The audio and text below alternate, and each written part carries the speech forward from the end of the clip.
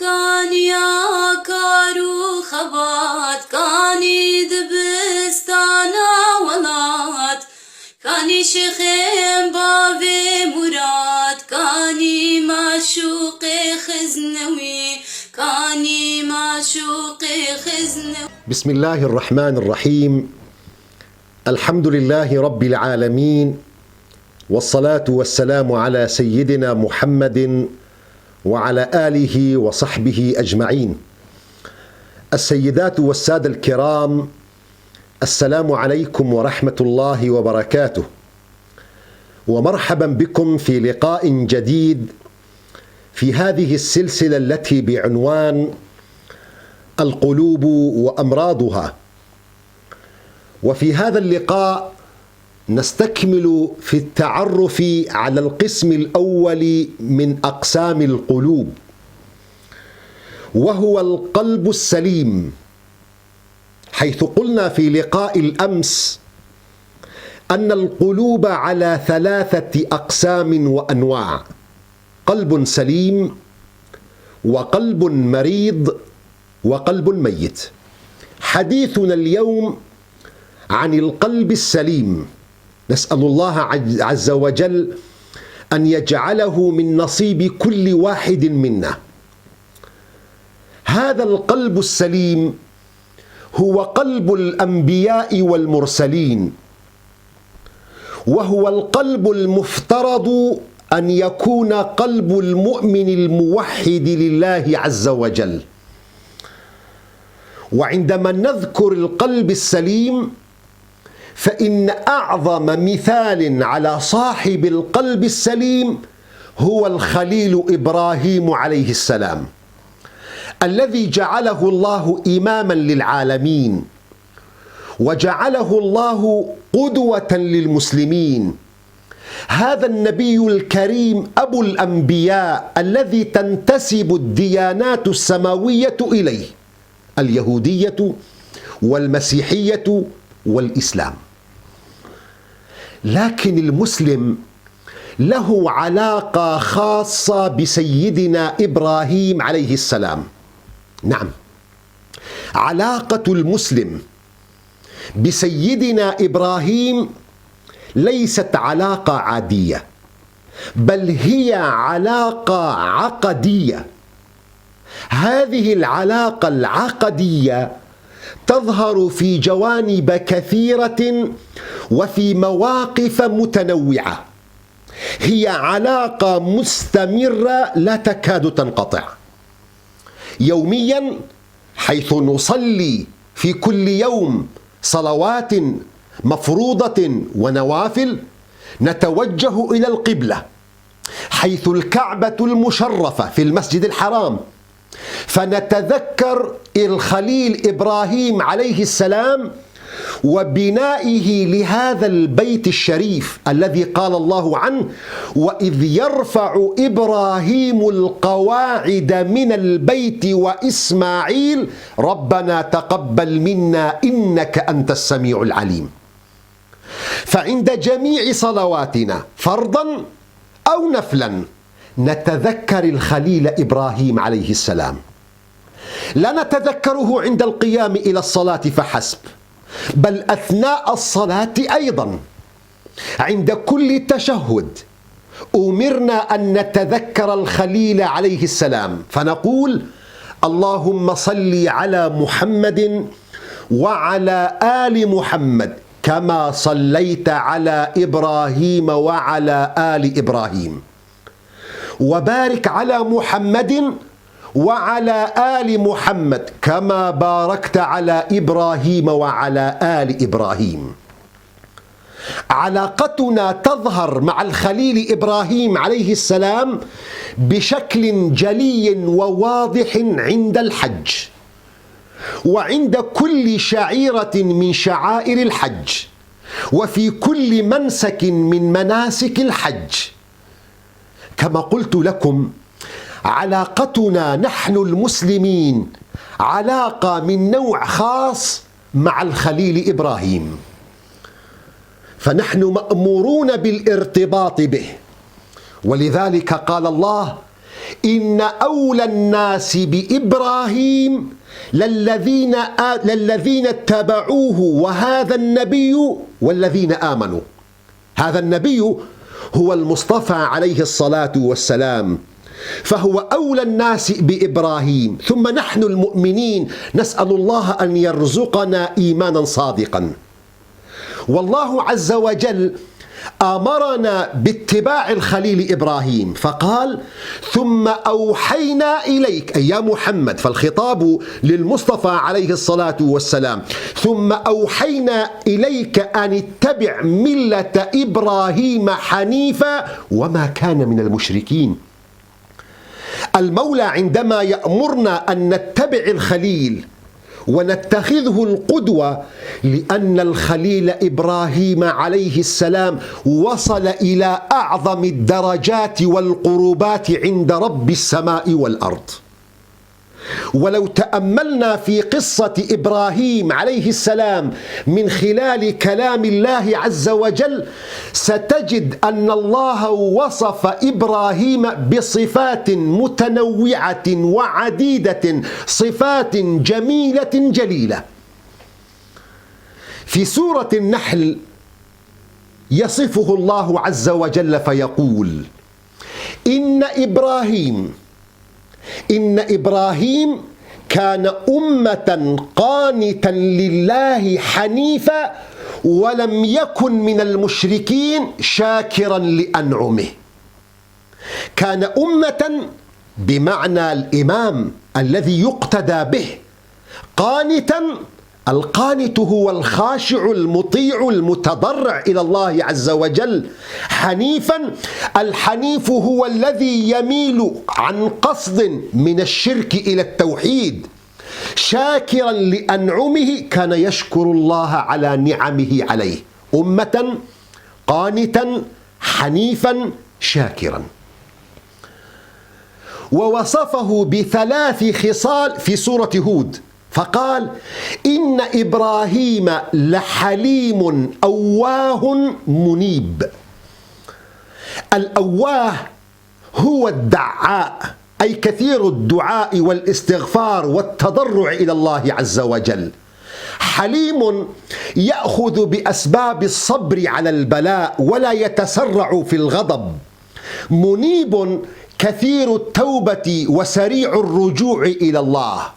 هذه صفات 7 ذكرها الله عز وجل في حق خليله إبراهيم عليه السلام: أمة قانتا حنيفا شاكرا حليما أواه منيب. 7 صفات.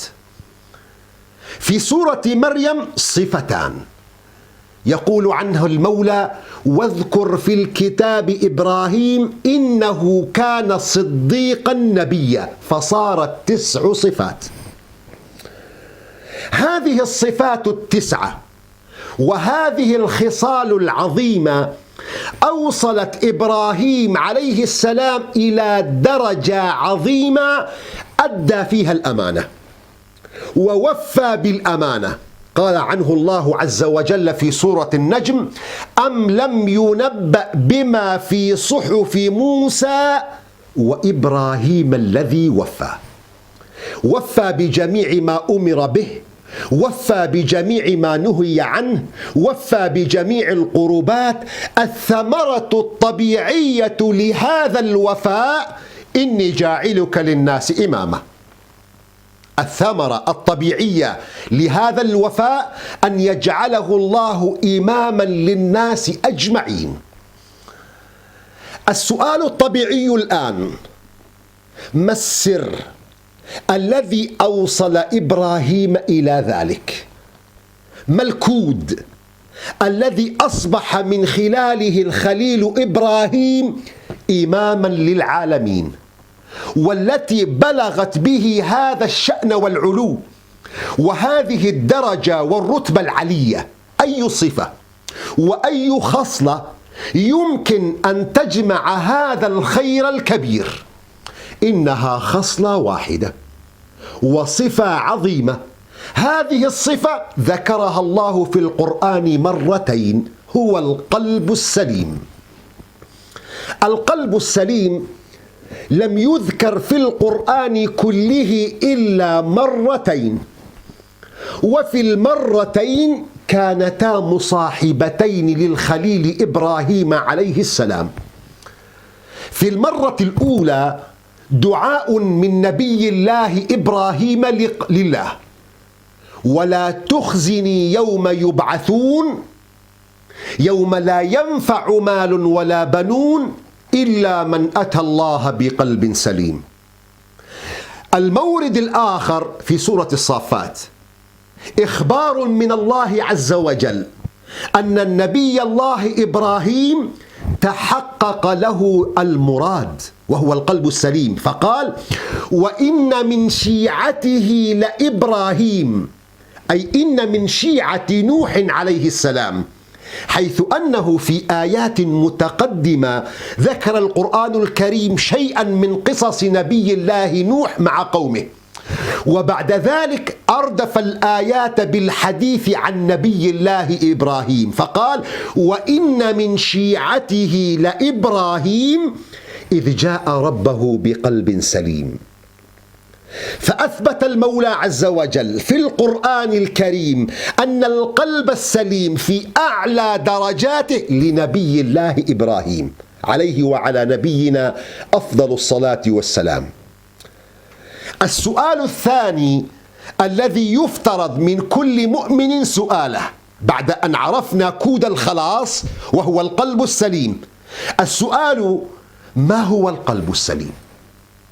وكيف أصل إلى القلب السليم؟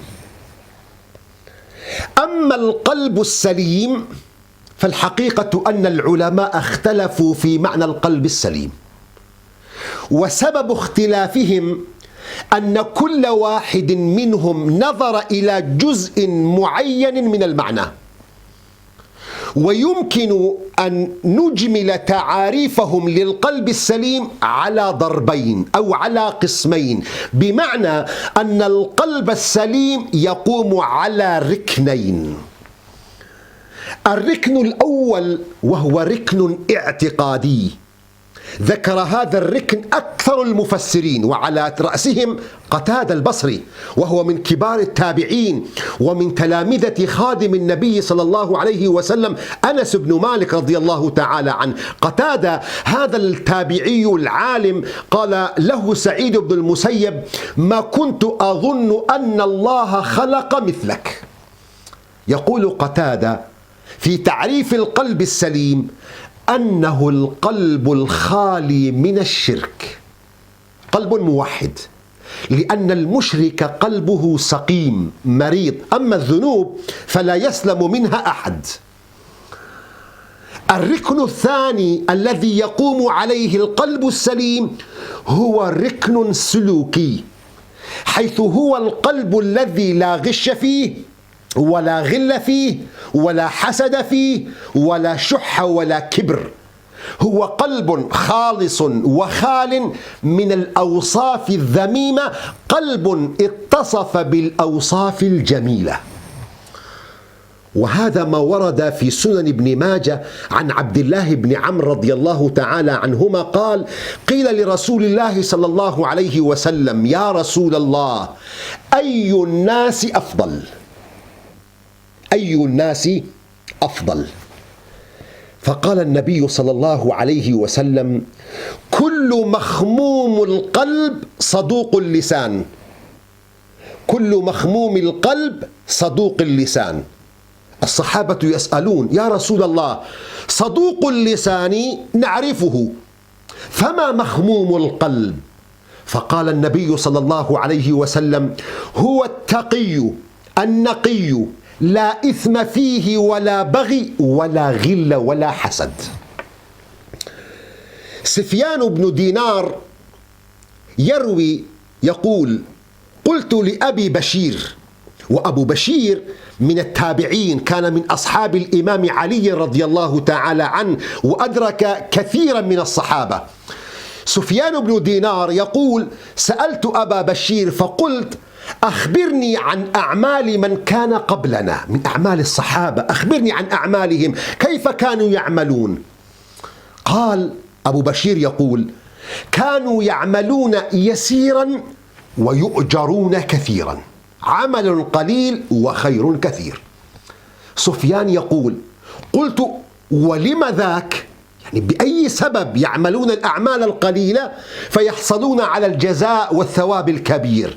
قال أبو بشير: لسلامة صدورهم، لسلامة صدورهم من الغل، لسلامة صدورهم من الحقد، لسلامة صدورهم من الحسد، لسلامة صدورهم من الكبر، لسلامة صدورهم من النفاق، لسلامة صدورهم من كل عدوى يمرض القلب. لذلك النبي صلى الله عليه وسلم كان حريصا على سلامة قلبه وأن لا يأتيه ما يمرض قلبه. في السنن عن عبد الله بن مسعود رضي الله عنه أن النبي صلى الله عليه وسلم قال: لا يبلغني أحد من أصحابي عن أحد شيئا، ما حدا يأتي يفتن ويتحدث عن أصحابي بشيء، فإني أحب أن أخرج إليكم وأنا سليم الصدر. هذا الحديث يكشف عن مدى اهتمام المصطفى عليه الصلاة والسلام بسلامة صدره، فهو ينهى ويحذر من أن ينقل إليه ما يوغل صدره ويغير قلبه تجاه أصحابه الكرام رضوان الله عنهم أجمعين، وإنما يريد قلبا يعمه الخير للعالم أجمع. لذلك عندما سئل العارف بالله ذنون المصري عن القلب السليم اختصر الأمر فقال: القلب السليم هو القلب الذي لا يكون فيه إلا الخير. اختصار، تعريف صغير تعرف من خلاله أهمية ومعرفة القلب السليم، هو الذي لا يكون فيه إلا الخير. في السيرة وفي كتب الأحاديث أنس بن مالك خادم النبي صلى الله عليه وسلم يقول: كنا جلوسا مع النبي صلى الله عليه وسلم في المسجد. النبي صلى الله عليه وسلم في المسجد يتحلق حوله الصحابة، فيخبر النبي صلى الله عليه وسلم صحابته: يطلع عليكم الآن رجل من أهل الجنة. الكل أنظارهم يتجه إلى الباب: يطلع عليكم الآن رجل من أهل الجنة. فطلع رجل من الأنصار تنطف لحيته من وضوئه، من ماء الوضوء، تنقط منها حبات ماء الوضوء، قد تعلق نعليه بيده الشمال. فلما كان الغد النبي صلى الله عليه وسلم يجلس وحوله الصحابة قال مثل مقالته الأولى: يطلع عليكم الآن رجل من أهل الجنة، ويخرج نفس الأنصاري الصحابي وهو ينقط من لحيته ماء الوضوء ويتنعل نعله بشماله. في اليوم الثالث أيضا النبي صلى الله عليه وسلم على حالته الأولى بين صحابته ويقول مقالته السابقة: يخرج الآن عليكم رجل من أهل الجنة. الأنظار كلها تتوجه إلى الباب، فيطلع نفس الأنصاري. في أحد الروايات أنه عبد الله بن سلام الحبر اليهودي الذي أسلم على يد النبي صلى الله عليه وسلم. عبد الله بن عمرو بن العاص بعد أن انتهى النبي صلى الله عليه وسلم من مجلسه وخرج لحق الأنصاري وأخبره أنه قد تلاحى مع أبيه وأقسم ألا يبيت في داره 3 ليال، وطلب منه أن يضيفه في بيته، فاستضافه الرجل. عبد الله بن عمرو بن العاص يريد أن يراقب ما الذي يفعله هذا الرجل حتى صار من أهل الجنة الذين بشرهم النبي صلى الله عليه وسلم في 3 مرات في 3 واقعات مختلفات. ما وجده يفعل شيئا كثيرا غير أنه عندما أراد أن يرقد يذكر الله عز وجل. بعد 3 أيام أخبره عبد الله: أنني ما لاحيته أبي وإنما القصة أن النبي صلى الله عليه وسلم أخبر في 3 مرات أنه سيخرج عليكم الآن رجل من أهل الجنة، وفي كلا المرات ال3 خرجت أنت. فما الذي تفعله حتى تكون من الذين بشرهم النبي صلى الله عليه وسلم؟ فقال الرجل: هو ما رأيت، ليس هناك شيء غير الذي وجدته، غير أني لا أجد في نفسي لأحد من المسلمين غشا ولا حسدا على أحد أعطاه الله خيرا. فقال عبد الله بن عمرو بن العاص: فهذه التي بلغت بك تلك المراتب. لا يحمل في قلبه ذرة من حقد لأحد، هكذا ببساطة آمن بالله ورسوله ثم نقى قلبه من الحقد والحسد والغل فكان من أهل الجنة. بهذا تستطيع أن تقيس سلامة قلبك. هل قلبك مملوء بحب الخير للناس أم لا؟ الإمام ابن رجب الحنبلي له رسالة اسمها الفرق بين النصيحة والتعبير، يروي فيها حادثة عن حاتم الأصم، الشيخ حاتم الأصم، أنه قيل له للشيخ حاتم الأصم: أنت رجل أعجمي، لست عربيا فصيح اللغة كمثلي أنا، كردي لا يجيد اللغة العربية إلا على قدر نفسه، فأنت رجل أعجمي لا تفصح، وما ناظرك أحد إلا قطعته. أنا شبهت الأمر بنفسي بالعجمة وليس بأنني ما ناظرت أحدا فقطعته، التمثيل كان في العجمة، أنني رجل أعجمي لست عربي. فحاتم الأصم عندما قيل له أنت رجل أعجمي لا تفصح وما ناظرك أحد إلا قطعته، أي إلا غلبته، فبأي شيء تغلب به خصمك؟ الشيخ حاتم الأصم قال: ثلاثة أمور تجعلني أتغلب على الناس.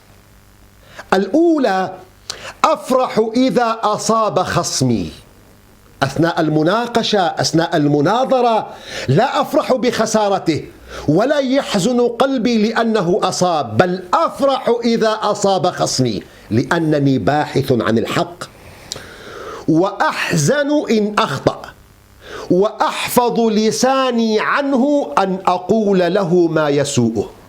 3 أمور جعلت من الشيخ حاتم الأصم أن يتغلب على جميع خصومه. كان يفرح بإصابتهم، وكان يحزن إذا أخطأوا، ويحفظ لسانه عن زلاتهم ولا يشيعها بين الناس. بهذه المقاييس ال3 تستطيع أن تقيس قلبك، هل قلبك سليم أم لا؟ فاسألوا الله من فضله وأن يمن عليكم بقلب سليم. وأما طريقة الوصول إلى القلب السليم فهذا موضوع حديثنا في اللقاء القادم بإذن الله، وإلى غد أستودعكم الله، والسلام عليكم ورحمة الله وبركاته.